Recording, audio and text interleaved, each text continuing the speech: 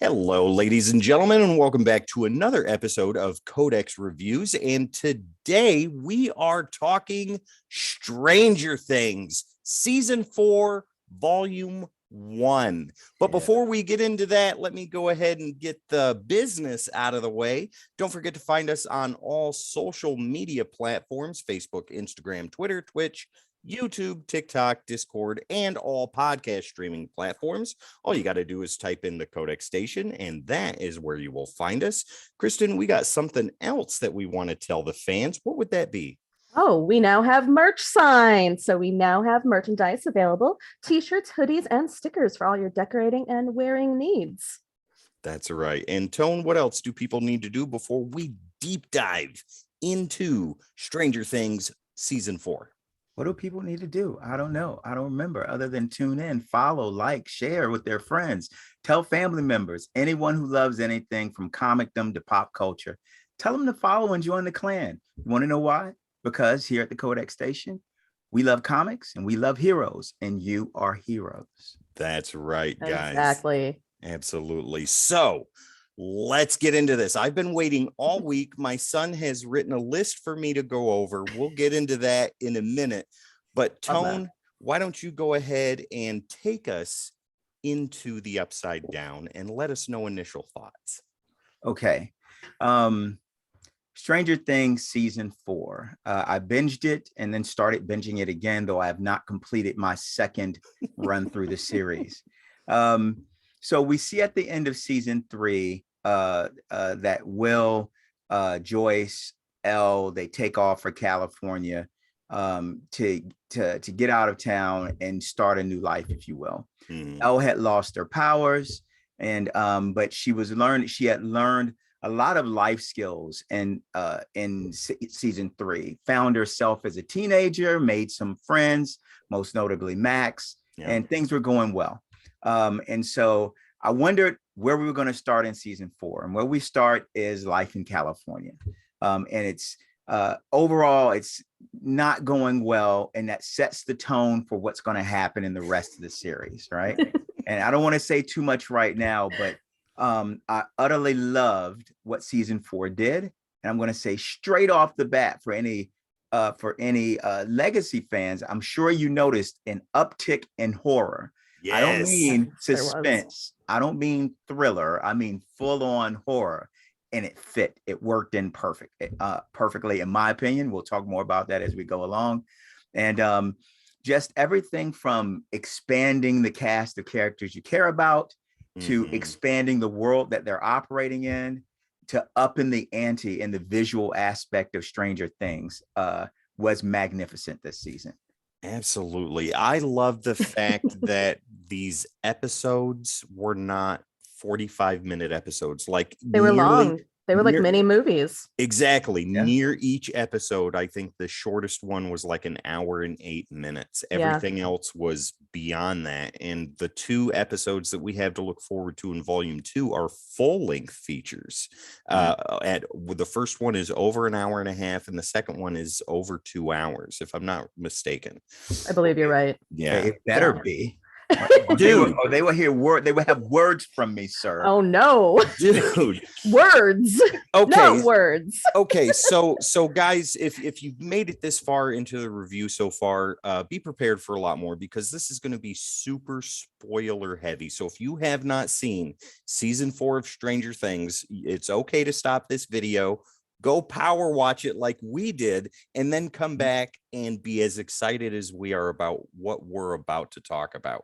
And with that being said, we're going to bounce around. We're going to kind of go all over the place, but we're going to be talking about the season as a whole. And I want to bring up what my son, Ethan, wanted us to talk about, because I was like, buddy, we're going to, you will see this. I was like, buddy, we're going to be doing a Stranger Things review. He's like, Dad, there's things that need to be discussed. I was like, write them down. So here's the first one. And he wants us to talk about Yuri's betrayal. Okay. Yeah. Sure, why not? So let's do that. So Yuri is this Russian pilot that flies a plane that is as beat up as he is. And Oh my God. Okay, so my favorite character in the show, like my favorite side character, is the conspiracy theorist guy. I can never remember his name. Murray. Yes, Murray. I love Murray Baum. that he learned karate. Don't you remember? Murray rhymes with Yuri. That's right. That's right. And That's a they huge look the point. same too. But he learned karate. He learned how to defend himself. He washes down his pain and bruises in vodka and ice. And him and the mom go. They have to go to Alaska because they're trying to get Hopper out of this Russian prison. And inside the Russian prison is a lot of cool stuff that we'll talk about in a little bit. But and there's your first major. I mean, there's your first major spoiler. Hopper is alive. Yeah. So let's stop right there. Oh, okay. Yeah. For everybody out there watching, who's okay with spoilers. So we find out that Hopper survived past the end of last season, and actually he made it through the rift, but was taken hostage by the Russians. Or he didn't make it through the rift; he made it back out of the rift, if I recall correctly. Well, but was taken hostage by the Russians, and so he's been in a Russian prison camp being tortured since then. Right. And the Russians are kind of indifferent about his death. Right. That's where we start the series. They were torturing him for information. He survived the torture, and so fortunate for him, he survived. They were willing to kill him, and now they've thrown him. And they've thrown him into this prison camp to work for the rest of his life. And of course, I actually think they were very careful not to kill him on purpose, because there's that one spot where they're feeding. Hey, here's a spoiler: feeding humans to the Demogorgon. But they're very careful to make sure, hey, you don't feed the American to the monster. Yeah. So there had to be a part where they wanted him alive. Yeah. I would definitely see that, until they chose to go ahead and do it after the spoiler escape attempt. Well, yeah. Well, now they're mad. Right. Well, since it's Hopper, now they're mad. he's going to try to escape.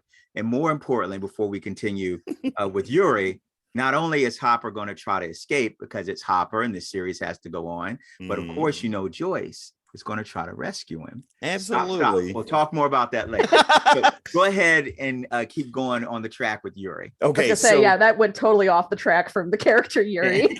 So it has to be pointed out, though, at the end of season 3, if you stuck around through the credits and all that stuff, when they were walking by the prison cells and they were picking who was going to go get fed to the Demogorgon next, they were like, no, not the American. And they just moved on. Yeah, that guy. And then me and my kids knew, we were like, Hopper's alive. He's alive. That's amazing. But back to Yuri. So Yuri is this total waste of a dude, but his sense of humor is infectious. And he likes to get you right to the point of where you believe him. And then it's this big guffaw and laugh. And he's like, Yuri kids, Yuri jokes, ha, ha, ha. But anyways, Yuri's betrayal. So he's being given money. I think it was like $40,000 American money. Yeah. How much? 40,000. 40,000. That's right. Yeah. Sorry, guys. I binged this yesterday into today, so my memory is a little fresh. And Joyce and Murray are on their way to rescue Hopper. They have to give him the money, and Yuri is supposed to take it. Well, Yuri decides, he's like, I don't need to give anybody any of this money. I'm going to keep this money. My mother will be proud because she's still alive, not dead. And Yuri betrays Joyce and Murray, and it's this whole big fiasco, this whole big event. And it's safe to say that Yuri is taking them to Russia, into the deep parts of Russia, because Americans are worth money and Yuri is all about money. So how do you guys feel about that? I mean, the whole fight scene in the airplane, all of that stuff, absolutely insane. I think during that time, Ethan, my son, was more on the edge of his seat than I was, but because you lived through the 80s where they were the big bads of every single 80s movie. Yes. It's the Drago syndrome right there. Was anybody really surprised that he betrayed us? He dies, right. Yeah. No one's really surprised, because Yuri's correct. Americans are worth more alive right now. A prisoner guard who betrayed his people is worth a lot of money. And keep in mind, what is Yuri's title? He smuggles peanut butter, for Christ's sake. And other American goodness. And other American goodness. Wrangler jeans. Oh my goodness. VHS and the cigarettes tapes. And the VHS tapes. But the big thing is peanut butter. Very American. Very American. Yeah. But I mean, really, again, it's no super surprise, super shock, because Stranger Things, as we know, takes place in the 80s. This season takes place in 1986. That's right. So with that being said, that is an era of time where all the big baddies of all the big movies and action sequences were the Russians. So a lot of these action scenes are throwbacks to that, including the ones that are inside the plane. You got to remember, though, that this is at the height of the Cold War, too. Yes. So that's what I was going to. That's what I wanted to emphasize. Is exactly spot dead on, Tim. When we start talking about the Cold War, we have to actually address something across a generational gap, where if we look at the events, the geopolitical events of the country in the past 40 years, what's really taking precedence, we're a little bit past beyond now for the current generations, the Gen Zs, the Gen Ys, and the millennials, was the September 11th, right? And the global war on terrorism, the terrorist threat, Osama bin Laden. That's very much a specter, a scar, if you will, in the mind of the psyche of those generations. And for older generations, it's the Cold War. Right, that has that same psychological impact when we see it in movies, and we grew up under the threat of global thermonuclear war, mutual mass destruction, war games. And so with that, there's no way the Duffy brothers could have made such an 80s centric property and not address what was very real in the minds of Americans in the 80s, which was Russia and the Cold War. And I think he did it delightfully through the character of, you're not just having Hopper in Russia dealing with Russia as we envision Russia. Right. You've got this, and that's through the prison, but through Yuri, right? You have this almost lovable character. Right? I mean, almost. He's huge opportunist, excuse me. Exactly. If he wasn't, you would really love the guy if he wasn't so clearly untrustworthy. Yuri is kidding. Come on. And the moment you're kind of like, nah, maybe he's really just a good guy. Like, nah, he can't. He's no. You are waiting for the other shoe to drop, definitely. But see, the War Games reference, like you just threw out there, that's in the movie or in the show too. I say movie because that's what it is 7-episode long movie. But the tone that's used for the phone call that they have to make, the number they have to figure out, because like that, we'll get back to Yuri in a second, but with that, they get this phone number, right, in a canister, or not a canister, it's like this is in the pen, and we'll talk about that whole scene in a second.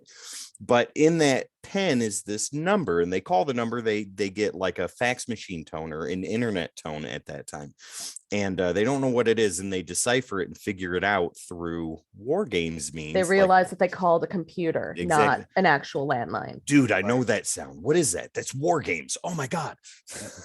That's right. Yeah, but we'll get to that whole single shot scene in just a moment. But Yuri's betrayal. Yuri, like you said, Tony, he's a lovable character up until he does the betrayal, and then you're like, man, Yuri, come on.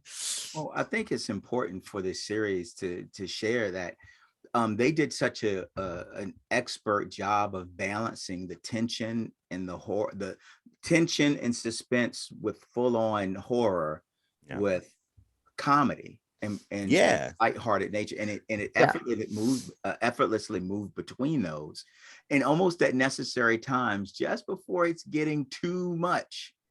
It's exactly what I was going to say. Without that little bit of comedy or comic relief, it would have been a little too much. A lot of those scenes were really hard to watch. Case in point, when Hopper is getting his broken foot through I know, I was like, my husband's like, what's wrong with you? I'm like, I can't watch right now. And I'm the horror movie person. I watch horror movies for fun, and that part I was like, okay, oh good, comic relief. Yuri, help me out here. Yeah, exactly. The practical effects for that were super realistic and disgusting. It hurt me watching it. I felt the tension of the Russians when and within the construct of the movie, the Russians would take Hopper in his first escape attempt out. They would take all of the prisoners out to work, kind of chain gang style, if you will.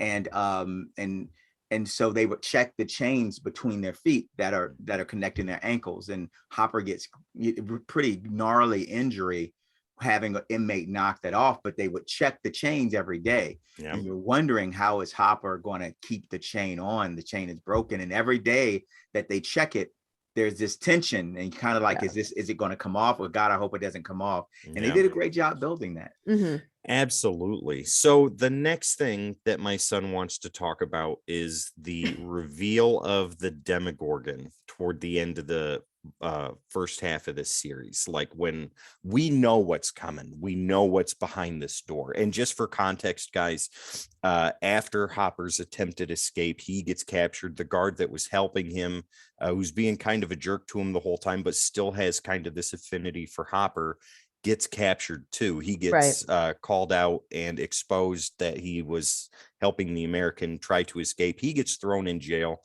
and they all get taken along with others into this section of the prison that has nobody else. And over the course of a couple nights, they're left to their own devices. And then on the last night, they're taken into this room, and it's filled with food, all kinds of food. And they all get in there and they start eating and gorging and things like that, drinking vodka and anything they can get their hands on. They're loving it, because what did they get before? Porridge and bread. Right. And they're talking in Russian, and Hopper can understand him because of how long he's been there. He's learned how to at least hear it and somewhat speak it. And the guard that was helping him looks over, and he's like, American, you're being so quiet right now. You know, this could possibly be, you know, your last day before freedom. And he's like, no, that's not what's happening. I know what's behind that door. I know what that thing is. It's called a Demogorgon. And this food isn't for us to be strong. This food isn't for us to have energy. This food is to make us fat. This food is to give us nutrients for the Demogorgon. Nobody's making it out tonight. Yeah. And the instant tonal shift right there, I mean, just immediately comes down when everybody starts to realize exactly what's taking place. So, and then how do you enjoy a nice spread like that when right when all the hope just gets sucked right out of the room in one sentence? But Hopper, being the smart former police chief that he is, knows what hurts the Demogorgon. And do you guys remember what that is? Fire. Of course, fire. That would be fire. So and that would be why he is gorging on a lot of vodka. Exactly why he takes the bottle of vodka, tears off stuff, grabs when they're allowed to grab weapons to try and fight. He gets a spear, wraps it up in cloth, soaks it, and has that lighter that of course doesn't work right away. And you're pulling your hair out, or your hair's getting even more gray like mine is now. And then all of a sudden, click, it lights, boom, it fires up. And then he starts defending against the Demogorgon as everybody else is brutally destroyed, and they held back zero when they showed that. And God, tone, like you were saying before, just the way that they had written things out and how it went from script to storyboard to what we saw, unreal. Guys, what are your thoughts on this? Well, you got to step it up a notch. You're in season 4. You can't go with the practical special effects anymore and kind of shield people's eyes. Even the kids that are the main characters are growing up now. They're young adults. So it's time to kind of take this into a more serious tone and really go ahead and say, you know what? We were trying to make it a horror series. Let's go ahead. No holds barred. Boom. I'm going to go tear some people apart. Yeah. And also we have to acknowledge kind of the building within the series itself proper within this season, as in the events we're talking about. We've kind of jumped to the end of what's taking place in the last 2 to 3 episodes. And so we're kind of in the deep water of the series when these events happen. And so there are still things that are horror based, but not that are brutal, that are definitely that continued path that Kristen was saying, but not what the Demogorgon did, right? Still below that level, because we're further along in the series when these events happen, further along in this season.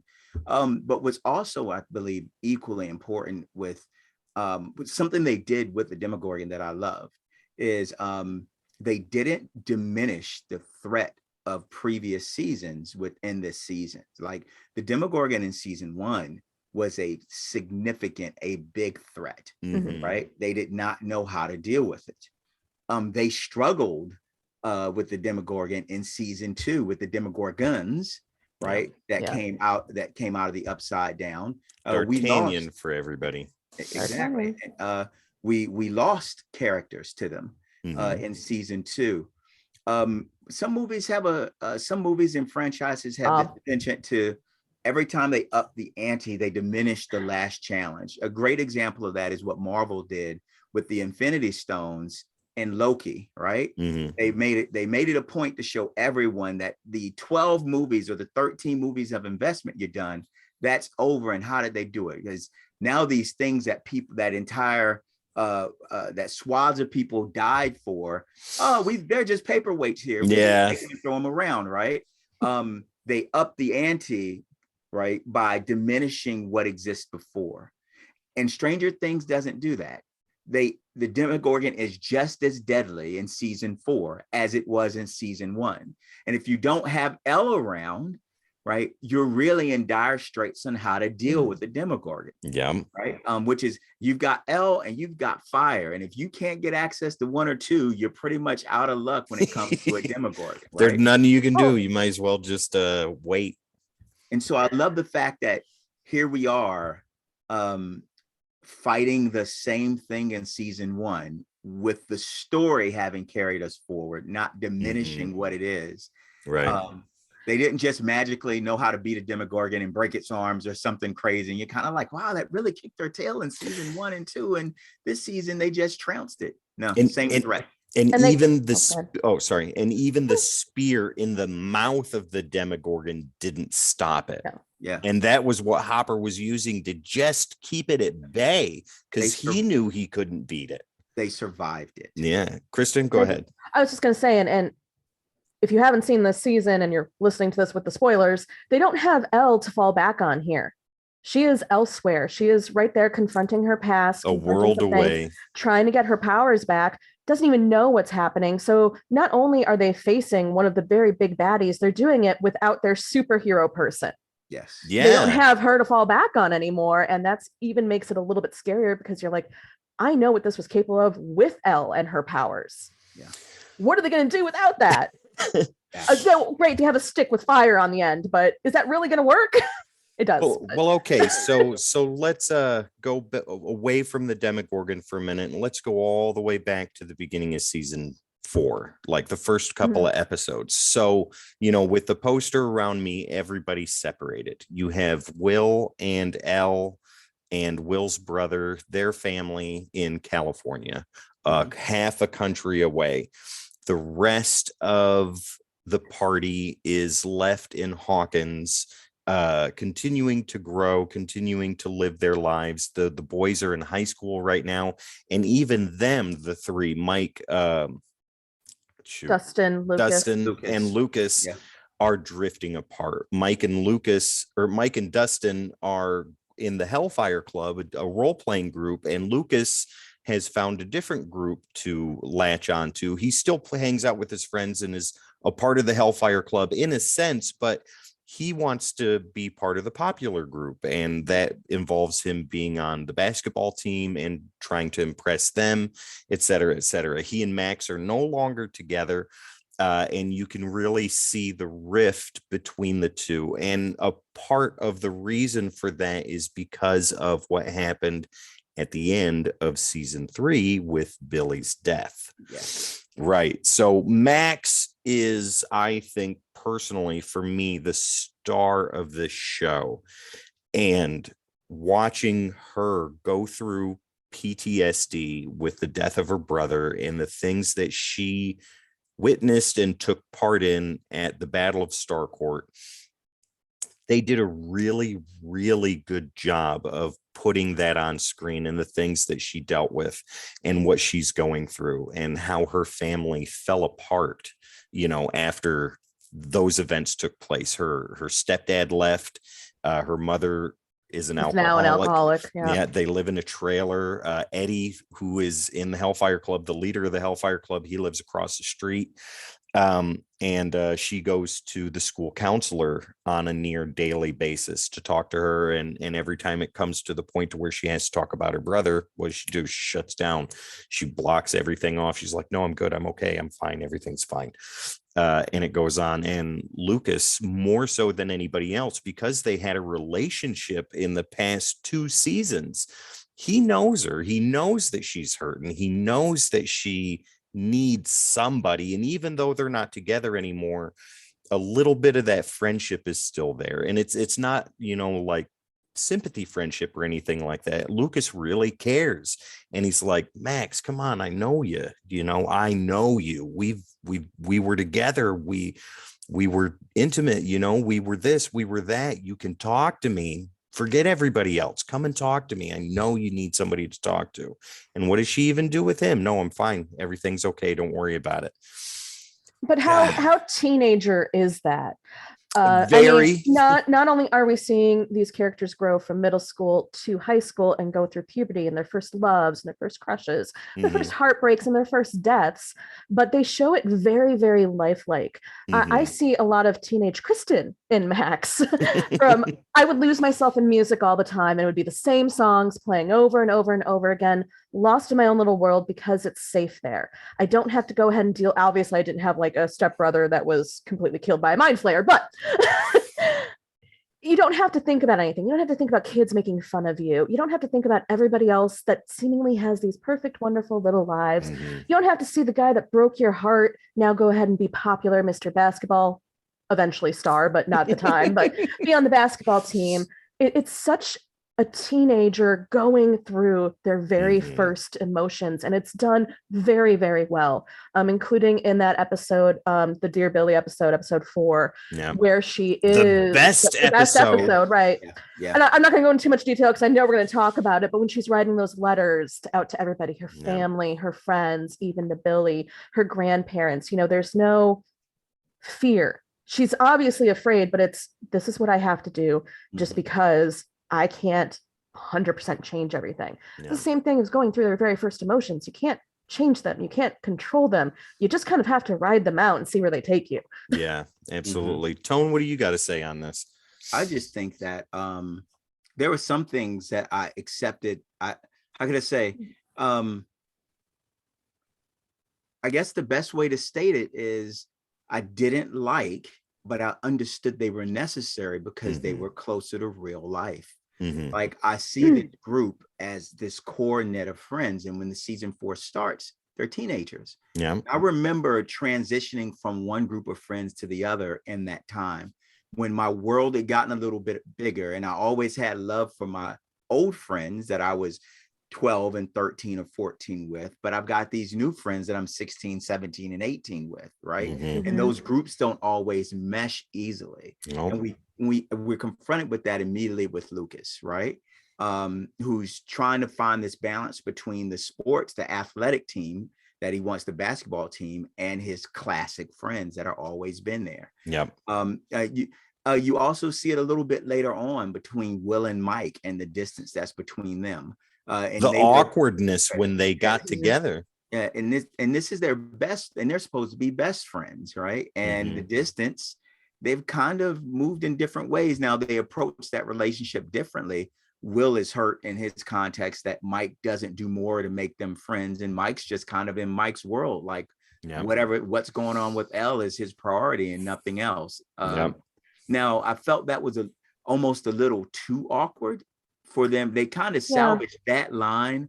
They were so far apart to where they when they met, there was so little connection to them. I thought they were going to just go ahead and say, hey, I'll always love you, but that doesn't mean we're best friends anymore. Right. But so the reconciliation of that just seemed kind of quick for how far apart they made them. They really reconciled it in a 2-minute meeting, right? I hope that in the next 2 episodes that come out in July, they kind of deep dive into that a little more to give a better resolution for Will and Mike, because like speculation on the internet is abound, and I don't pay attention to any of that. I just pay attention to what's presented to me on screen. And as of right now, you know, like all of us can agree, you see that awkwardness, you see two best friends that were like this for 5 years or whatever, and now they're like this, and they kind of have to get to know each other again. You know what I mean? But that split started in season 3 when there's that confrontation between Mike and Will in the garage. Where, oh, did you think that we were just going to stay friends forever and play games in my basement forever? Yeah, I did, because at that time you do think so. I want to pose a question. Does anyone else think that Mike's character took a really sharp turn downward? He is not a great character anymore for me. Mike, I agree completely. The Mike character, it was interesting watching those two characters in particular. And I'm not talking about their interaction. I'm just talking about them as individual characters. Right. The Will character, one, was played a lot more aloof and awkward than in previous seasons. Like the Will character does not seem to be comfortable in his own skin with himself. Right. Is very aloof and somewhat disconnected. And so I'm like, wow, they've really changed Will almost to an outsider in his own group of family and group, with his a lot of idiosyncrasies. And I forget the name of the actor who's playing him. If that's by design, it's masterful. Noah Schnaps, I believe, or Schnaps. Ethan could tell you if he were here. But I know Finn Wolfhard does Mike, so it's Noah Schnaps. On the Mike side, Mike seems to be just caught in Mike world and whatever Mike is happy with. And if Elle fits into the world, so be it, as long as she's super Elle. And as long as she's super Elle, then I'm okay. And because that's when his view of her changed. She no longer has her powers. She's no longer his superhero, even though he goes, hey, you're a superhero. And she's like, not anymore. You even see his emotions towards her change. And I'm not talking like the awkwardness of them meeting again. I'm just talking about there's a coldness to him. But you don't know why, because there's nothing else going on with him, really, that makes me sit there and go, you're kind of turning into a little bit of a jerk. Well, absolutely. For the people that you care about, people that love you. If you look at Will, you look at what he does with Will, and you look at what he does with Elle, who are his two closest relationships, you're kind of like, Mike's a bit of an a-hole here. I think you hit it on the head, Tone, with that last sentiment. That's kind of exactly what he is. He's self-centered. As he's growing up, he's becoming more involved with himself and what his perceptions of what his girlfriend and his best friend should be. And if they don't meet his perceptions, he just kind of gets negative towards those. What they once were, they're not anymore. Right, exactly. He's like that towards Lucas as well. You know, you now want to go ahead and play basketball and maybe be part of the popular crowd, or just find something new. And it's immediately like, you know what? I don't need you anymore. It's so boom. It's Mike's world. And if you don't fit in Mike's world, then you're not in Mike's world. Dustin still fits in that world right now. So Dustin is his new best friend. But I would love to point out that Dustin continues to be the beating heart of everything. He has some great growth always. Pacing around with the compass in his hand. Dude, what are you doing? I knew it. I was right. I love the fact that the Dustin character has grown to a place where he's so sure of himself and being himself. Right. He's not seeking approval. Dusty he's not afraid of rejection. He's already been down those paths. We saw those in previous seasons, and it resonates to where he is now. He's looking at his peers. This is what we're going to do. He's looking at the older kids, the Steves and the Eddies, and like, that's absolutely what I think, and I just love it. I think he fits it well. I think I love the growth that we've seen in the Dustin character. Absolutely. Okay. So the next thing I want to talk about, I want to, step away from the party, from Hawkins, and from everything else, and kind of go into Elle for a little while and talk about her and her progression as a character, specifically the roller skates into the nose of that girl that absolutely deserved it in that episode. And Ethan, my son, we were sitting there watching that, and I could tell he was getting mad. He's like, Dad, she's being real mean to her. I was like, buddy, just relax, just watch. She grabs that skate, walks up, hey, pow. And Ethan was like, you deserve that, buddy. It's okay, calm down. With what she's going through, and we talked about this a little bit before, like in California, her being in California, where Will is uncomfortable in his own skin and kind of a forced outcast in his own family. Elle is really trying to do her best to live a normal life and to fit in and to be a part of a society that she knows very little about. Even with her experience in Hawken and hanging out with her friends, that's all that she had, aside from the small stint where she went to Chicago. So now she's really on her own, and the things that she thinks are pretty and beautiful, other kids, and kids can be the most horrible and torturous of them all, think they're childish and worthless, and they treat her like that. She's successively bullied in high school out there, and even she forgets at times that she doesn't have her powers. Like that scene when they're all out in the court. Yeah, and she does this, and everybody just kind of looks at her and laughs. And she realizes, I don't have them, so there's nothing I can do. And of course she misses Hopper. She misses her dad. That's her dad. Papa is Papa, but Hopper is her dad, right? That's the man that took her and raised her and loved her and cared for her and helped her grow into the woman that she's becoming. And she needs him, and he's not there. Mm-hmm. You know what I mean?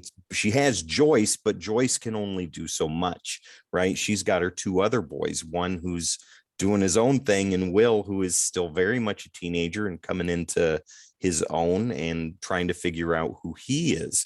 So she's got a lot on her plate as it is. And she works from home too, selling encyclopedias, which is pretty awesome. My parents still have their set of Encyclopedia Britannica. Thank you very much. So you walk in and it's right there. You want the A through E, or would you like the entire volume? No, we have the A through Z and the appendices. Oh my Lord. Oh yeah. But yeah, Elle's journey, going through all of that, and as things are taking place in other parts of the world, and military are starting to get involved, and people that thought they were separated from everything are being pulled back in. Elle is one of those, and eventually the Paul Reiser, I can't remember his character's name, but Sam Owens. Yeah, the scientist from seasons 2 and 3. He is, I think, the closest thing to a friend from that she has, and even then he can't be trusted, right? Because he's a scientist. He was one of the people in the middle of all of that, and he's always going to be Burke from Aliens. I'm sorry. He's always going to be Burke, right? When I see him, he's untrustworthy regardless of what he does, because he's Burke. Mad about you with Helen Hunt? Doesn't make a difference. Tone, you got to come to a horror convention with me. We meet Lance Henriksen every year. Oh my Lord.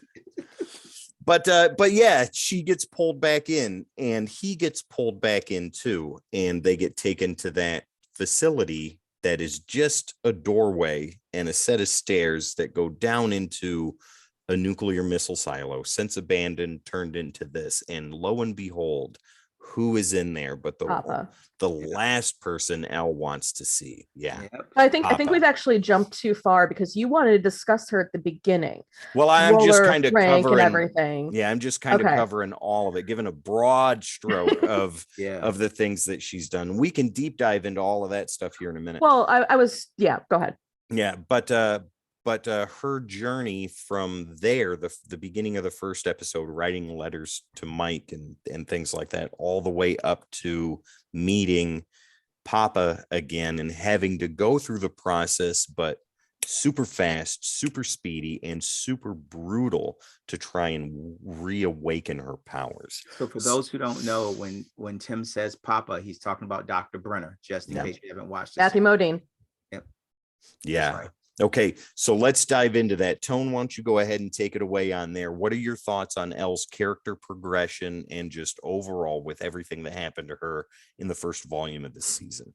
Well, knowing the happiness that she seemed to find in Hawkins, she seemed to find young girl teenage life in Hawkins in a positive way. And that was for me what I think what everybody kind of wants for Elle through season 1, 2, and 3, right? A normal life. Right. And now to see that has, atrophied out in California was heartbreaking for me. I felt really bad for her in this environment where she's being bullied constantly, and she's weak, as in she doesn't have her powers, right? And now maybe the current generation has a little bit of a different relationship with bullying than we have in our generation, because in the modern school system, while bullying always takes place, right, it's frowned upon, and it's openly frowned upon. Like I didn't have a safe space when being bullied in school. You go tell a teacher too many times, the teachers call you a tattletale, and the teachers tend to reject what you're saying. Other parents in the neighborhood are the same. And so kids that bully aggressively, persistently, can get away with it, and it can degenerate into horrible situations. Still takes place today, but environments are more aware of it, right? And so if a kid were being bullied constantly, they could go tell their parents, and the parents are going to get on the phone with the school, and the school today are going to do what they can, even if it's effective or not effective. They take actions. They recreate this environment just like I saw it and I experienced it in the 80s, right? Absolutely. Like, you see a kid being constantly bullied, right, and trying to figure out just how to exist in my life while absorbing this bullying. And Elle doesn't have her normal method of pushing back against that, which is her powers, right? Yeah, what she feels is her strongest suit, she doesn't have anymore. And so it made me feel bad, like the character had regressed.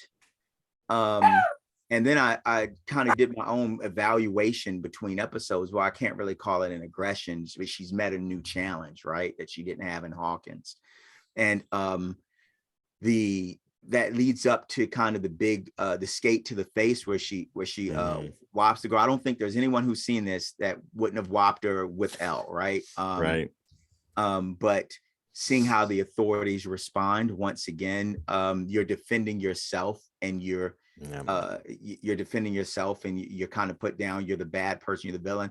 There's something wrapped around this. This is Elle's first time since she's been with the Hawkins crew being the bad person, right? Like Elle, once she got out of the research facility early on and starts interacting with the Hawkins crew, she's surrounded by people she loves. And at least for everyone closest to her, she gets nothing but love and support. Right. We see her for the first time now, where she does things and she's admonished for it. And she's really struggling with these different things. The adults looking at her poorly, her friends, her not being with the people, with Mike and her other friends, the kids at school that bully her nonstop. And there's so much challenge that's wound up in there. It got to a point for me, it was just heartbreaking. Like I wanted to reach out and hug Elle, and I think they did a great job with that. Let me give this young lady a hug. She needs it, right? And now, and then when you think it's going to be Mike to the rescue, it's Mike, excuse my French, but Mike comes in on some bullshit, right? Yeah. Mike doesn't come in to the rescue. What did you do? What did you do? Yeah. Mike He's being a jack donkey. Yeah, exactly. Welcome to me. I did a lot of preschool story time where I did have to swear. I'm like, this person's being a jack donkey. Hee-haw. Son of a biscuit mother trucker. Hey, I say son of a basket weaver, thank you. And I say son of a biscuit. And I got that from somebody in the Army years ago. And flippity floppity is my F word when I'm about but I think the arc for Elle, once Elle moves back into I need to get my powers back, one of the things I didn't like when she leaves the note from Mike saying I'm going to become a superhero, right? Again. Right. And this is now, remember, this is just, we're kind of halfway through season 4 now, but I don't want Mike to get superhero Elle back. I want to see Elle grow to be a strong, healthy young lady, mentally and emotionally strong and independent on her own, not becoming a superhero, not being influenced. If she's being driven by the motivation, she needs this as a part of herself. and she wants to help people. That's a great motivation. Because Mike likes it is not a great motivation. Right.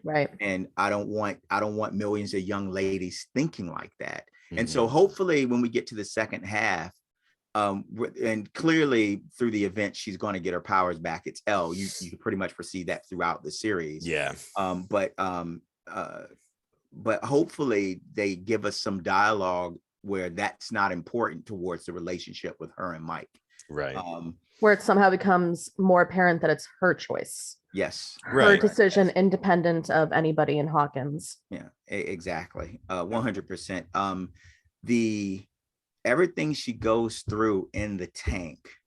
And so for people who haven't watched the show, basically what happens is Nina, right? Is that the name of the tank? Yes, she needs to get her powers back, and she ends up with the people you saw in season 1 and season 2 trying to get her powers back, and they put her inside of a tank called Nina, where she's blocked out memories, right? And they believe they need to walk her back through these memories so she can come to terms with events that happened, and learn to re-engage her power. And what's interesting here is the way they shift back and forth. You may almost forget that you're inside of Elle's mind as you're watching. You do sometimes. You do. Right? You Absolutely. do. 100%. And so I'm watching it, and there's some points where you're looking at what's taking place and you're thinking, oh my gosh, like this is happening right now. No, you're inside of Elle's mind. You're in her memories. Her memories may shift in time as she's remembering things, and it's influencing what's happening. Okay, these events took place 10 years ago. Yeah. Right. It was actually 7. I think it was 1979 was the date that all that, those shenanigans, is what I'm going to say. I believe so. I was about to say a bad word. Shenanigans are happening. And so it's done so well. So you shift between Elle, where she is now, let's say, what is Elle now, 17? Yeah, 17 or 18. She's in her last year of school, I believe. And so, and you're shifting back into kind of 10-year-old Elle. Yep. Right. And the vision, and they do a great job with the visual aspect of that. And so there's so much that happens that's revealed to you. Your perception is that it's happening to Elle right now, but actually it's them pulling back the curtain and allowing you to see more and more of what has happened. Yep. Right. And other things are revealed during that time period too. Yes. Like with who patient number 1 is, yes. or if Elle is 11. Remember, Elle stands for 11. Yeah. Right. What about the other numbers? Right. Where's 1 through 12? Well, we saw what was it, number 8 in season 2. Yes. Right? So we know in the episode we don't talk about. And so we know she is alive. She's out there moving around. And then we see. But as far as we know, she is the only one that got out of the place. Exactly. Prior to everything that's happening right now. And then we see everybody else in the school, so to speak. And side note, Netflix and the Duffer Brothers did a really good job with the opening of the entire season with their, with the events that have taken place that I won't talk about because if you've watched the news, there's no reason to go into it here. But I mean, what Netflix and the Duffers, Netflix and the Duffers did was like, hey, with recent events, if this is something that's going to bother you, it's okay, shut it off. You don't need to deal with that or skip ahead. So you don't have to do that. It was a really good, really professional way to address that. You know what I mean? Yeah. Yeah. Going back to Elle, I have a little bit of a different opinion of her when we first see her in this season. It goes ahead and bounces off exactly what Tone was talking about. But the idea here is that while she's in California, she has this ideal vision of what normal life is supposed to look like. And that is apparent in the letters that she writes to Mike. Oh, I've got 2 great friends. I have Angela and Stacy, and they're really good friends. Everybody loves me. I'm doing great. I'm twice as happy. That's an actual quote. I'm twice as happy now as I was in Hawkins, because to her, she believes that's what it's supposed to be. even though that's not what's happening, she just believes that eventually it's all going to fall into place, and that's exactly how it's going to be. It's going to happen before Mike comes and visits, and it's just going to all be perfect, and he doesn't have to worry about her. No one has to worry about her. It's just going to be this wonderful, perfect life, which we know from the first moment we see her go through school is not that at all. So I found that very, very interesting, because she has pretty much lived in her head her whole entire life. How do you go from an underground bunker where the only life you know are these people with these psionic and telepathic powers that are scary as heck fire? Okay. yeah. I'm gonna say heck fire instead. You can say hellfire. It's okay. I mean, we got the Hellfire Club. We're gonna. That's right. I know. Thank you, Marvel. Marvel throwback X-Men. I happen to like the Hellfire Club. That's right. Bonus points, real quick. Tell me, guys, who was in the Hellfire Club? Do either of you know? Sebastian Shaw, Emma Frost. Those are the only two that are relevant. Yeah, I was gonna say, do you really want me to? Magneto was part of the Hellfire Club. Yeah, too, but guys. I mean, do you want us to go through the whole entire freaking list? It changes. No. Moving on. Go ahead. Stranger Things. I'm not going to go through X-Men lore. I could. I'm not going to. X-Men lore is pretty heavy into this. If you remember in the first episode of season 1, what comic book were they fighting over? Who was going to win the race? If I win the race, I get your copy of X-Men number 137. There you go. I had forgotten that. Only Tim would remember that. Of course I would. Yeah, you would. As soon as I saw it. But anyways, yeah, go ahead. Yeah.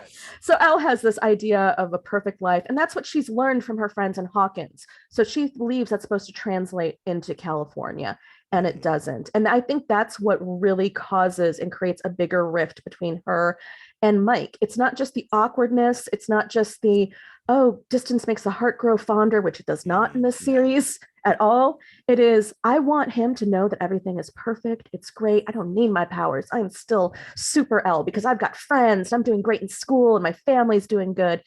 And then it all comes crumbling down when we get to that scene in the roller rink. And it is very Carrie-esque. That's on purpose. Just so you all know, it's a throwback. Yep. Not just that, but them also just going around. The first scene of the movie Carrie, for anyone that hasn't, super old spoiler, by the way, is them throwing period products at her in the shower because she gets her first period in the shower. Mm-hmm. And they're surrounding her and throwing it. That's kind of what is mimicked here. And then the milkshake being tossed. Well, I mean, the Stephen King influence in this show is super heavy. Like the Duffers are big King fans, and it is very evident with the door and the rose on it. Rose red. Yeah. Well, I mean, the Dark Tower. Yeah, very much. Well, there's also some Clive Barker influence as well. I did not catch that. You are spot dead on. As soon as I saw it, I knew what that was. I was like, yes, that's the Dark Tower. How did I miss that? Yeah, there's also some Clive Barker there. There's also some Clive Barker there because to me, Vecna looks a lot like Uncle Frank from Hellraiser. Well, let's talk about Vecna for a brief moment, and then I want to shore it up with the older kids, Steve and Eddie and Robin and Mike's sister. Nancy, absolutely. And there's a reason her name Jonathan. is Nancy and all of that stuff. Throwback to Freddy Krueger. Man, I'm not wearing my Freddy Krueger shirt today. What's up? I missed an opportunity. Vecna was a great villain. It is a great villain. I can't say was because the series is still ongoing. The reveal was masterful. I love the reveal. I said masterful already.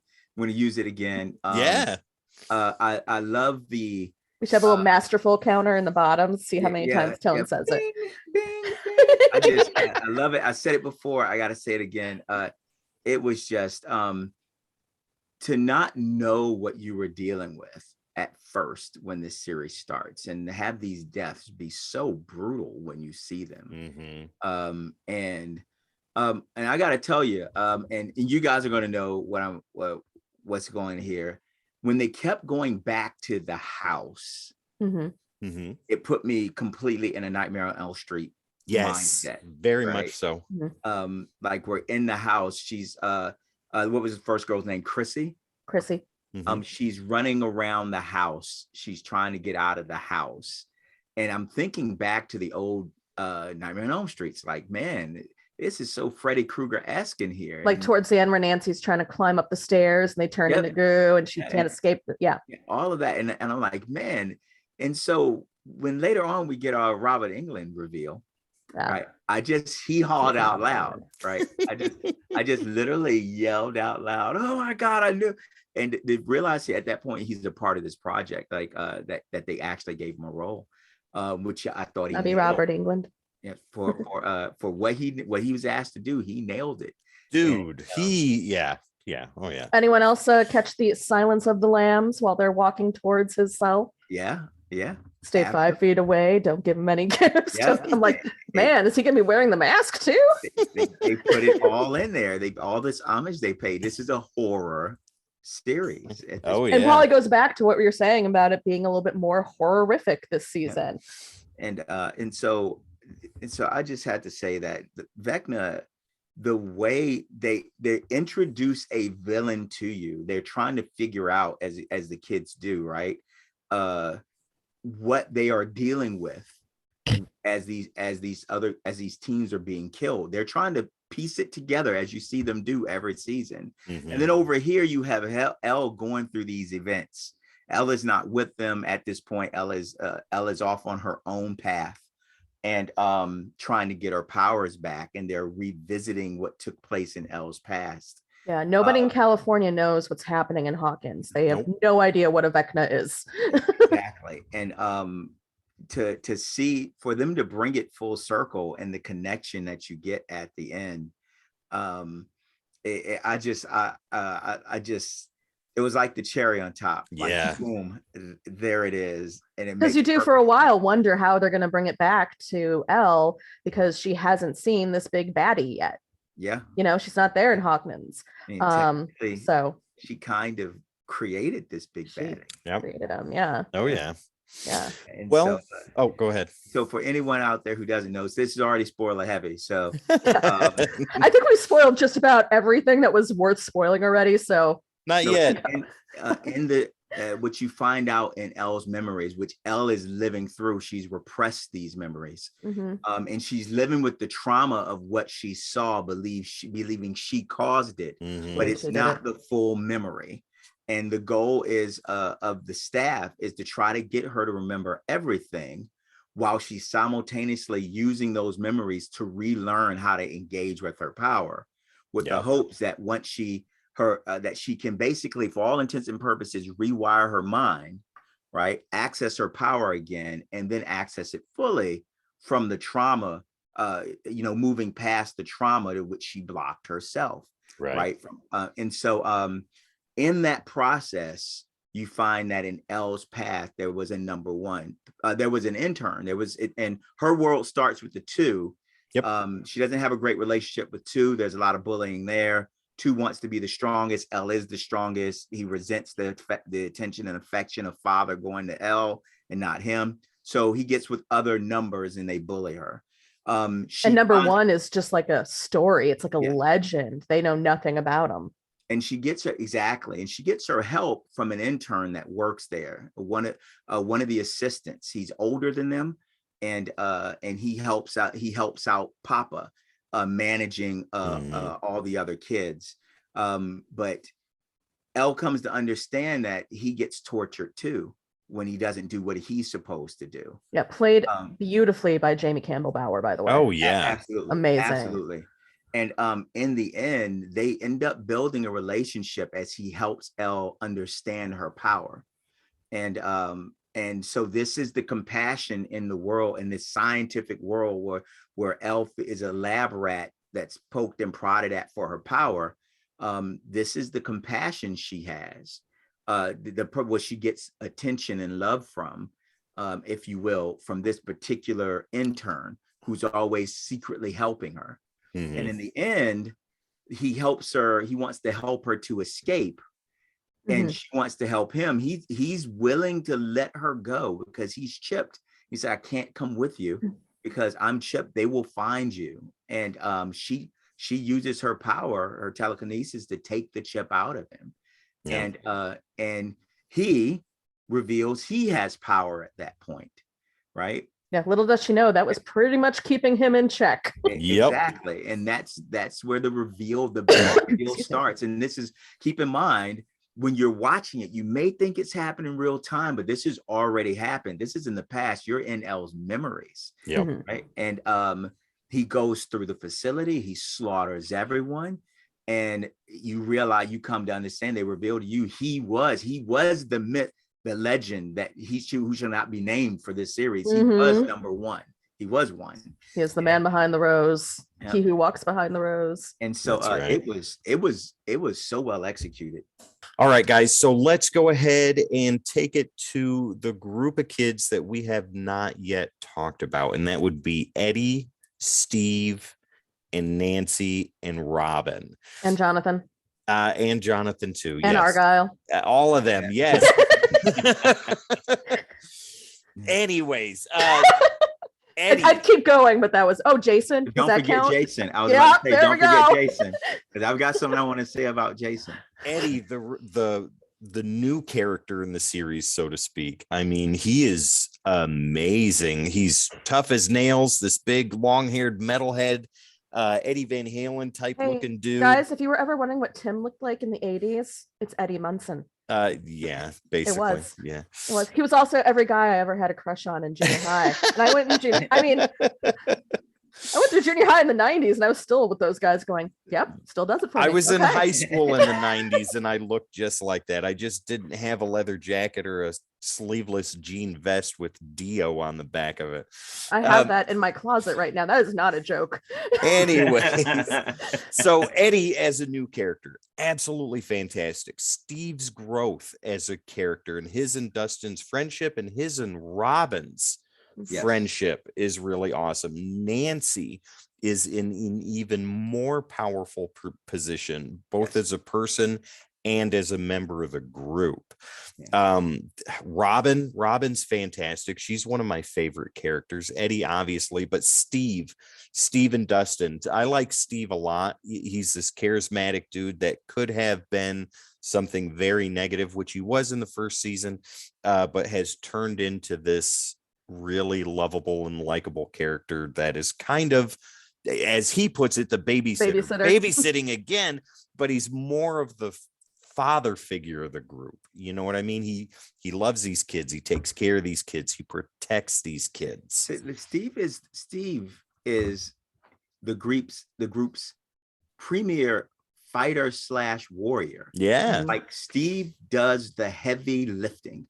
And and so if there is danger to physical bodies, Steve always takes lead and takes the lead and covers everyone down. And he always gets beat up too. Yeah. I'm thinking when he went through Watergate, the underground, where he's in the upside down, he's just beating the crap out of those bat-looking dragon things, and you're just like, whoa.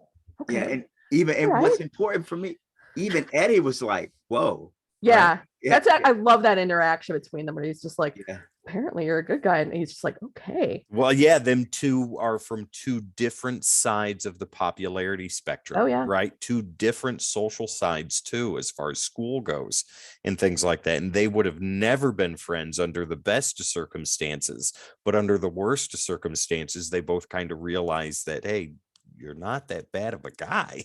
Yeah, exactly. Yeah.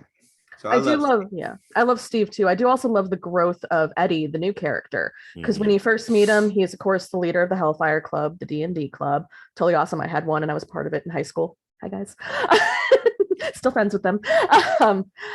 But he goes through this, and you kind of see him when he first starts a little bit of a coward. He runs away. You know, and it's an interesting thing when you have D&D players. They always think, man, if this was a real life situation, I would be there, flaming sword, and just go ahead and destroy all the monsters. And then you're faced with an actual monster, and fight or flight goes in, and he runs away. But even though he runs away through half of this, there's that ending part, the one where I say how Steve jumps through Watergate, and he sees then Nancy go, and then Robin to go save Steve, and he finally goes like, I cannot run away anymore, and I definitely can't let the girls show me up, and goes, and then he turns out to be a really great asset, even though he's still a little bit of that, I have no idea what's going on still. I'm still scared as heck, but I have this group now.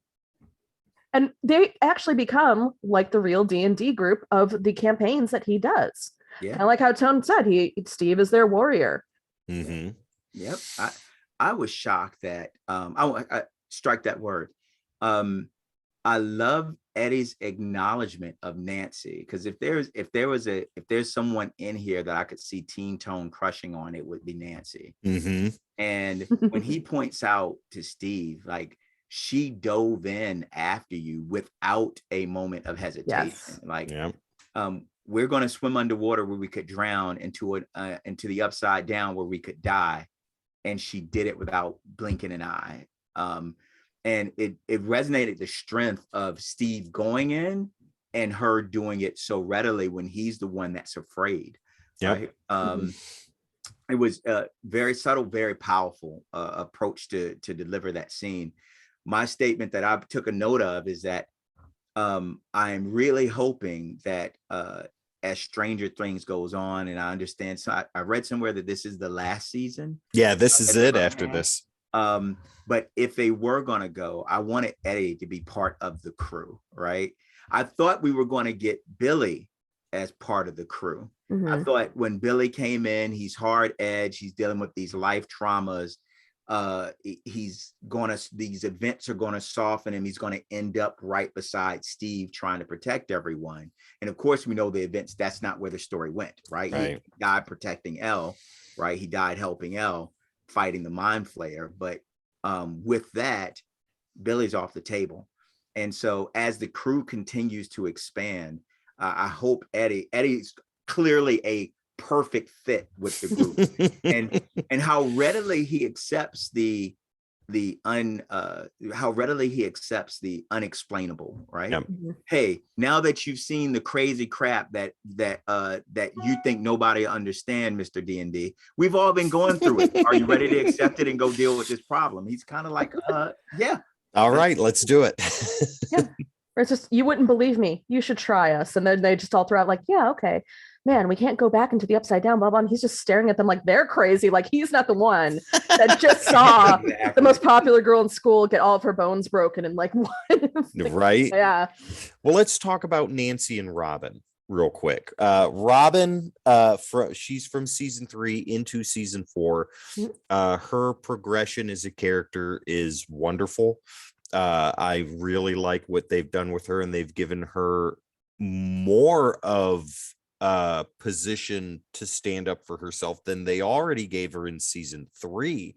And that was in the psychiatric ward when Nancy was fumbling and she took over, and she's like, no, we did all of this, we came this whole way, and you're gonna let us give us 7 minutes. That's all we want. That was a beautiful part. I love that. I clapped. It was amazing. I can't breathe. Talk about reading the room. Yeah, right. You read that room and executed, and we were just, me and my wife were just cracking up. I'm wearing this horrible outfit. I'm breaking out into a rash. Right. Robin's character is wonderful. Nancy is I think, well, it was like in season 1. I mean, when it came down to the gun or the bat, what did she choose? She chose the gun. And now she's their archer, so to speak, if you want to look at it in terms of party members. And immediately when it comes to something like that, nobody flinches. They automatically look to her, that she's going to be the one to point the gun, and she's going to be the one to do it. And what does she do? I mean, even when they're in the upside down and they discover that the upside down is what, 3-4 years in the past compared to what the right side up is present day. And she's like, I know there's kids in the house. I know where my guns are.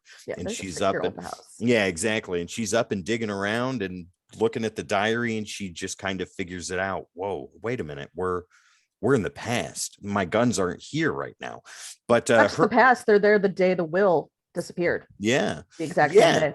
But her progression as a character in this, and hers and Will's brother, I can't remember his name. Jonathan, exactly. Their relationship, they're separated too, but her and Steve are seeing kind of a rekindling of an old flame, and neither of them want to acknowledge it at first, but everybody else around them can see it, Robin included. Well, because Steve is definitely not the same character he was when they were first dating in season 1, where he was just that jack donkey of a character, popular guy. You know what I mean? And he grew. Yeah. But Nancy, I mean, her character development from season 1 to through season 4, like you said, Tone. I mean, when Steve went under, what did she do? She didn't even think about it. I'm going in right now, and she jumped in.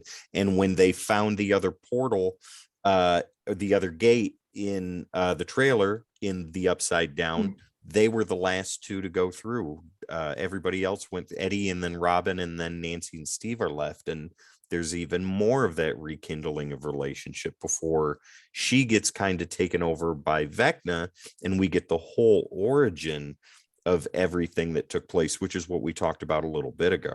But her character development, she's turned into a favorite of mine too. Every time I see her on screen, even though she still has that quirkiness and that little bit of awkwardness, she has like a much more confidence and determination and the ability to just go and get what she wants, and everybody else be damned. See, I have a different feel for her. She is not my favorite character. Really? At all. No, I actually, if I had to have her on the list of like my favorite characters, she would probably be at the bottom of the list. Oh, wow. Which I know sounds very strange, and it has nothing to do with her growth as a character or the actress playing her, anything like that. I think it's just, I'm sitting there going, I've seen this character before. It's a typical final girl character in horror movies, but it's not as fleshed out. I think that the transition happened a little too fast, even though it happened among 4 seasons. It's just something that's like, she can do no wrong. Everybody's in love with her. I hate that, by the way. I hate when everybody falls in love with one character. Like, there's other characters, fall in love with a few of them. It's fine. But that's what happens. It's what does that guy Fred say? You know, Nancy, the girl everybody wants. And blah, blah. Like, that's my problem right there. Everybody's in love with her. Everybody wants her. Everybody wants to be her. She can do no wrong. She can charm the pants off a police officer and be able to go into a freaking crime scene. She thinks it's perfectly okay to go ahead and go to a heavily guarded psych ward and think that that's just going to freaking work because it's Nancy. Of course it's going to work because it's me. She's not my favorite character. I could rant about this all day. I could see both of you laughing at me right now. No, I think it's a great take. I'm looking at both of you. You guys are like, okay, Kristen's going on a. No. Who hurt you, Kristen? No, that's not what I'm saying at all. Yeah. No, I don't see the same. I'm saying it. I don't see the same growth that I see from somebody like Dustin, that I see from somebody like Elle. Mike, even though his growth went total downwards and I don't like him in the 4th season, it's still a growth. It's just a completely different way. We took Nancy from nerdy girl that wants to be popular, dated Steve. That's fine. Totally get that. And now she's that character can do no wrong. And every season she can always do a little bit more no wrong, no wrong, no wrong. Kristen, tell us how you really feel. Well, I can't swear, Tim.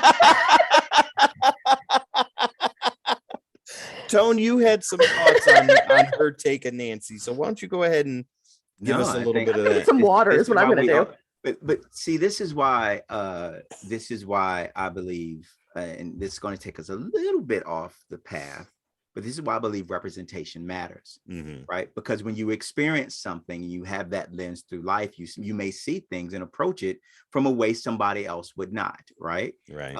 And I don't have the experience of being a woman through high school or having to operate with the super chick there. I'm the guy that's dealing with the Steves of the world, right? Right? Yeah. I'm the guy dealing with the Steves of the world. So, and not the Nancys of the world in that context, right?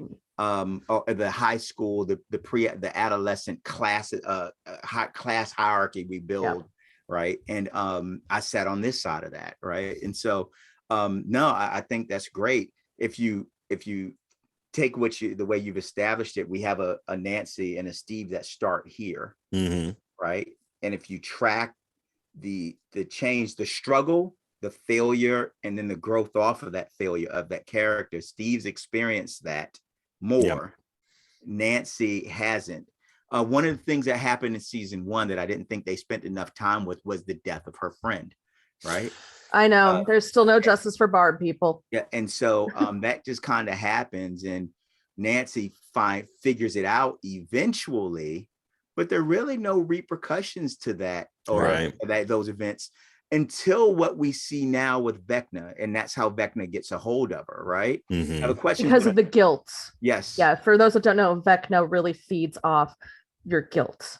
So if you feel guilty about something, whether you're guilty or not, you have that in there. That's what he's going to latch onto. And so Max carries guilt because of what happened with Billy, right? And there's another character who carries guilt because of a car crash, another teenager. And there's another girl who carries guilt because she's not what her mom wants her to be, right? And so then Nancy carries that guilt because of what happened to Barb, right? Hawkins is just a bad place to live, people. I know. Anyone else while they were watching this was just like, parents, move. Yeah. Just it's been 4 years and like half your student population is dead and you don't know why. Just go, you know what? Maybe this isn't where I want to settle down, and just move. I wonder if and I'm just throwing this in there.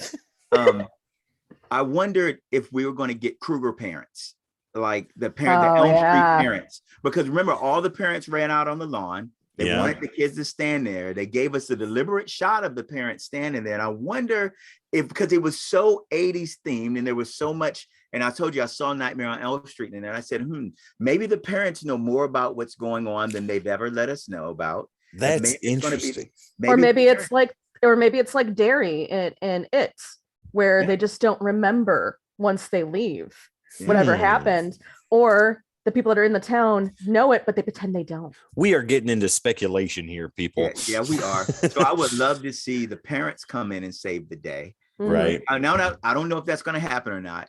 Right. But bottom line is for me on that was someone write the fan fiction. We did so much.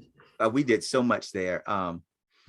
We went over so many different points at that, but bringing this all the way back into Nancy as a character, I can absolutely see in the way you frame that, where her progression, her challenge, and then her failure off of that challenge, and then her character growth off of that is not the same arc that everyone else has been through. Right. It really isn't, because if you look at Steve, even in the beginning of this, he is dating seemingly 1,000,001 people. That's trying to Skull Rock. I created that. That's now a makeout spot because I was there. He's trying to go back to being that big man on campus. So he's actually regressing a little bit. I'm not going to go on a Nancy rant again, but I'm just saying she can still do no wrong.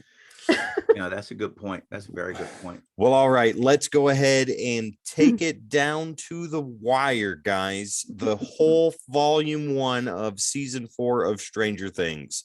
Let's get into those ratings. Kristen, why don't you go ahead? Oh, go ahead. Quick. I want to add something really quick. You see the shirt I'm wearing, right? Yes. Jason, from the guys from the sports team, and Satanic Panic. Yes. Absolutely. You already know where I'm going. I want to take a point, and I want to take a time, just a second to point this out, which is we keep talking about the things that they've recreated masterfully. Right. Ding. Right. Masterfully with this season, the Satanic Panic. Yes. I should have worn my Satanic Panic shirt. For any of our younger generation that is out there, right? At that time, right, Dungeons and Dragons was new, right? And there was a panic from parents across the nation. There was a messaging that people who liked role-playing games, as headed by Dungeons and Dragons, were being indoctrinated into worshiping the devil. Yeah. And so the baby game was sacrifices and killing each other in the sewers and all that stuff. Demonology. And this lasted through the mid-90s too, when you get the metal bands, Metallica. I think back, Twisted Sister had to go to court to prove that there weren't satanic messages on their records. Exactly. And it was what they're demonstrating there through the character of Jason when he has the discussion with the town, right? You listen to everything he's saying. It's completely rooted in that satanic panic that we had throughout the 80s and into the 90s. And it was so deep and it was so strong. And I do not embellish this. I worked with a colleague. I had a friend. We were talking in the office, blah, blah, blah, blah, blah, blah, blah. He's a D&D guy. He asked me if I played. I said, I always wanted to, but my mother would never let me. She's like, stay away from that. That's not what we're going to do in this household. That's how many parents were when it came to Dungeons. We're not going to introduce any aspect of demonology or devil worship, right, into this house. And I said, my mom wouldn't let me play it. She just really wanted me. If we were in a professional workplace, she really didn't want me to play it. And one of the ladies, also a colleague and a friend, but she stood up and said, isn't that devil worshiping stuff? You guys worship the devil? And this was in the 2000s. This was 2009, 2010. And so, and it's not about whether or not, oh, I believe it. That was the message when it came to these things. And so Jason's character really did a great job of being the walking personification of that mindset. Irrational fear. He was even faced with the monster and what happened to his teammate, who was one of Vecna's victims. Thank you. I just blanked on victims. And he still was like, it's satanic. They just did a sacrifice in front of me. It just reinforced the belief. Exactly. All of his fears were made physical right there. It actually is. And Eddie was there to watch it.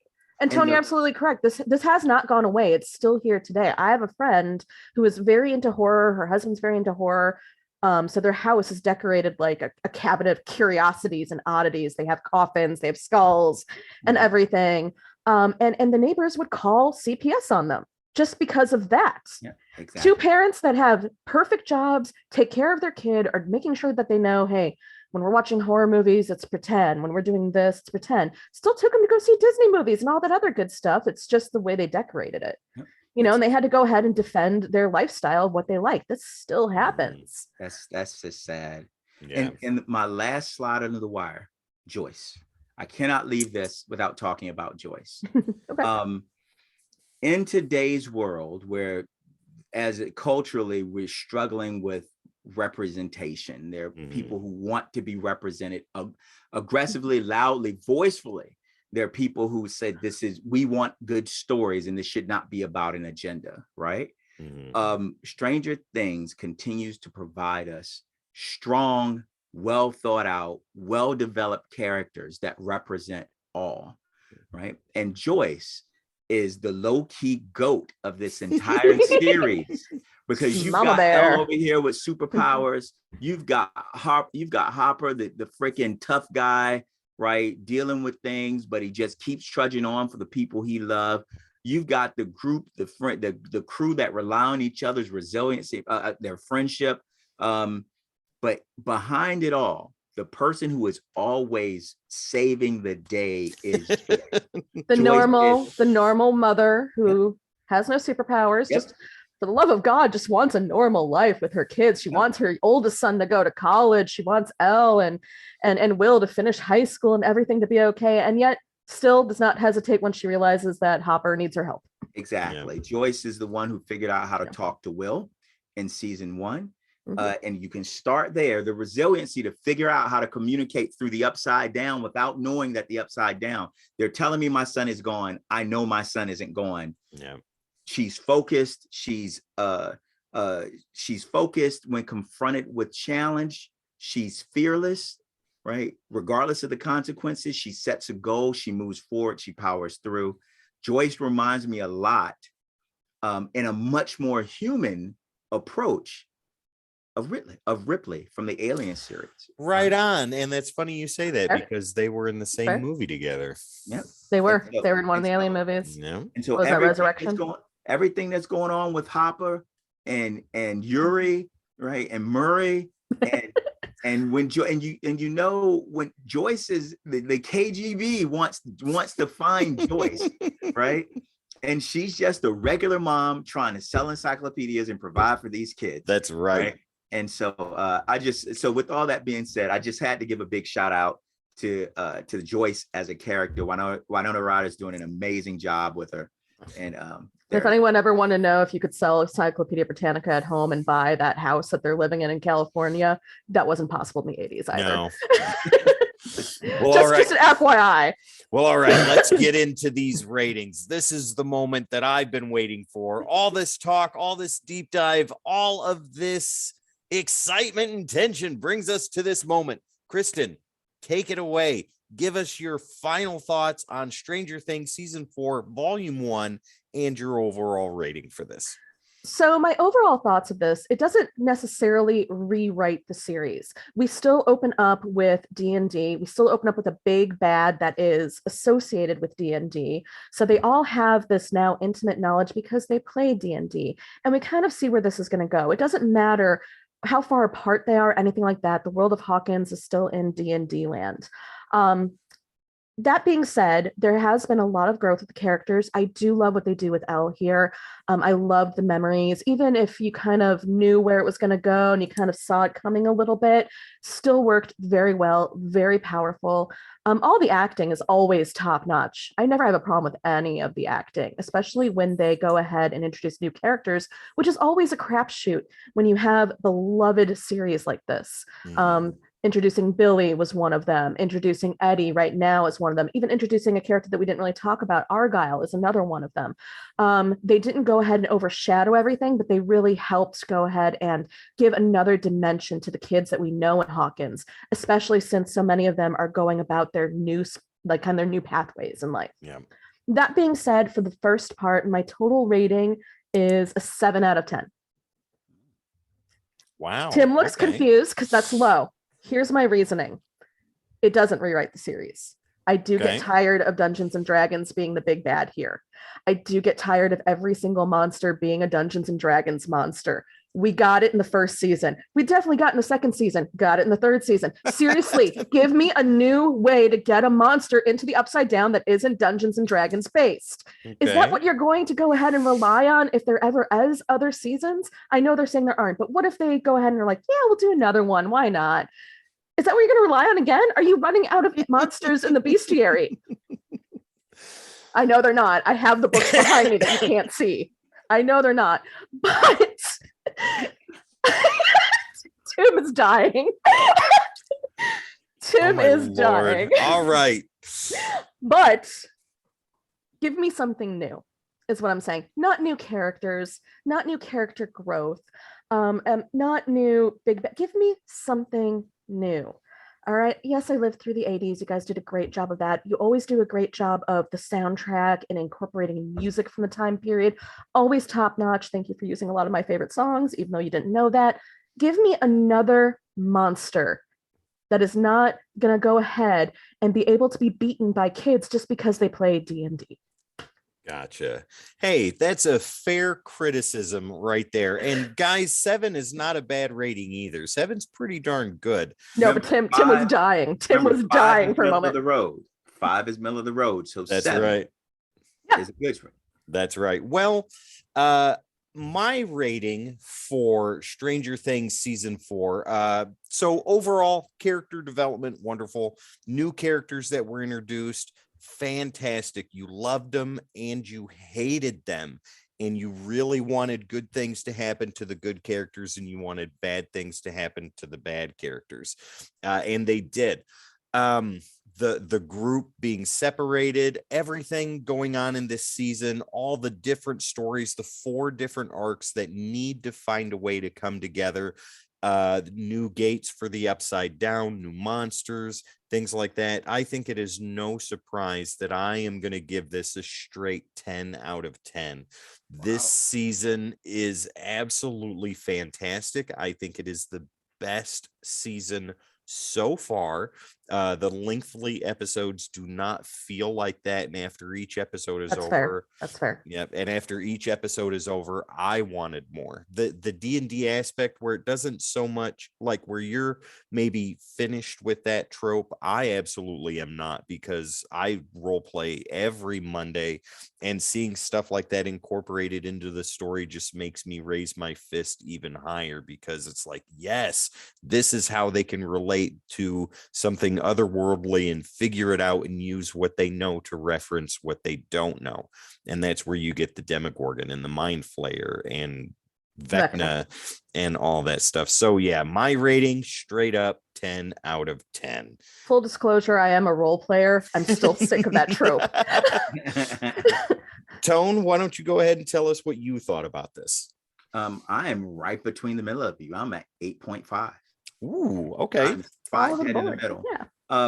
with the more of the same doesn't bother me. I associate it with having a really, really good bacon cheeseburger that's just perfect in every way, shape, and form. And I'm going to go get another one. I'm going to go get another one. And this is what it is, right?